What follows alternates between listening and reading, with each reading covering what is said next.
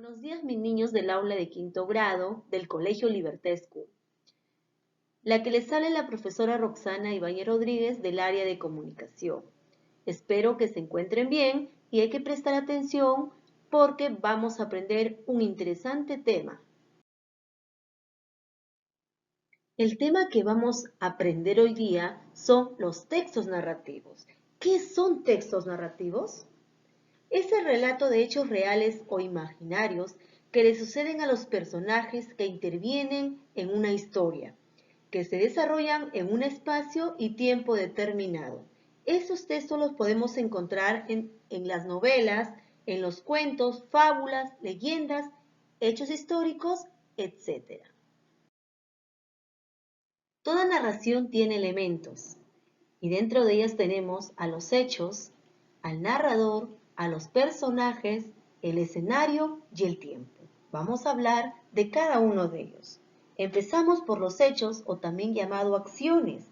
Está formado por todos los acontecimientos y situaciones que ocurren en la historia. Pueden ser reales o fantásticos.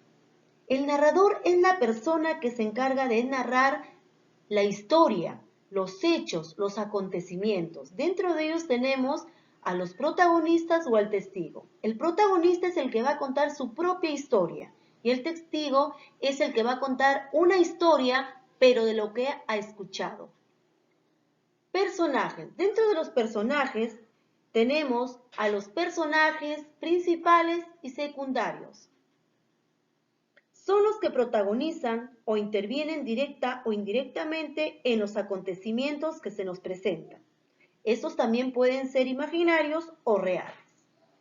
El escenario se trata del marco narrativo, es el lugar donde ocurren los hechos o acontecimientos.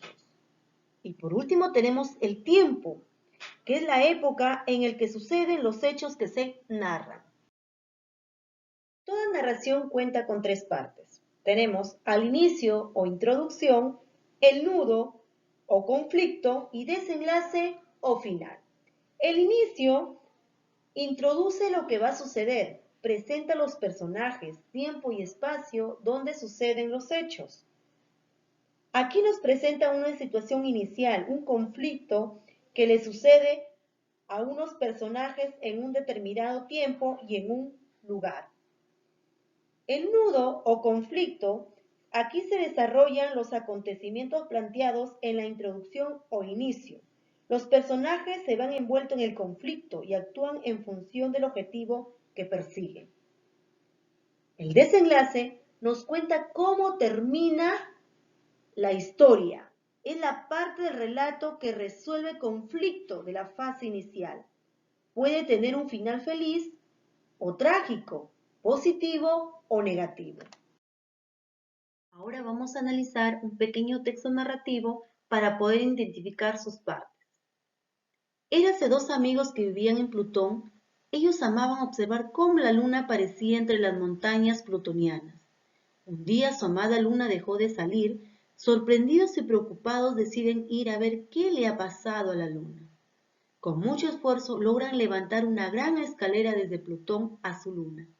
Al llegar, observan que unas enormes cadenas están anclando a la luna con las montañas. Rompen estas cadenas y la liberan. Otra vez pueden disfrutar de la salida de la luna entre las montañas plutonianas. Vamos a identificar sus partes. El inicio vemos que se encuentra en la primera parte del texto. Ahí nos indica la situación inicial del conflicto. Ahora identificamos el nudo que se encuentra en el segundo párrafo, ¿no? En donde nos dice qué es lo que sucede. Luego el final es cómo termina la historia. Ahora vamos a desarrollar algunas preguntas. ¿De qué se trata el texto? De dos amigos. Identificamos ahí los personajes. ¿Dónde ocurren los hechos? En Plutón. Identificamos ahí que es el lugar donde se desarrollan los hechos. ¿Qué sucede dentro de la historia? que los dos amigos que amaban a la luna un día se dieron cuenta que había dejado de salir. Preocupados ellos, fueron a buscarla para ver qué había sucedido. Ahí identificamos el conflicto de la historia. ¿Cómo termina la historia? Los amigos encontraron a la luna con unas enormes cadenas que estaba anclando en las montañas. Rompen estas y la liberan. Ahí podemos identificar la parte final de nuestra historia. Ahora, ¿quién narra la historia? Como vemos, dentro de la narración no nos dice quién es el que narra, pero sí nos damos cuenta que es una tercera persona la que está contando los hechos.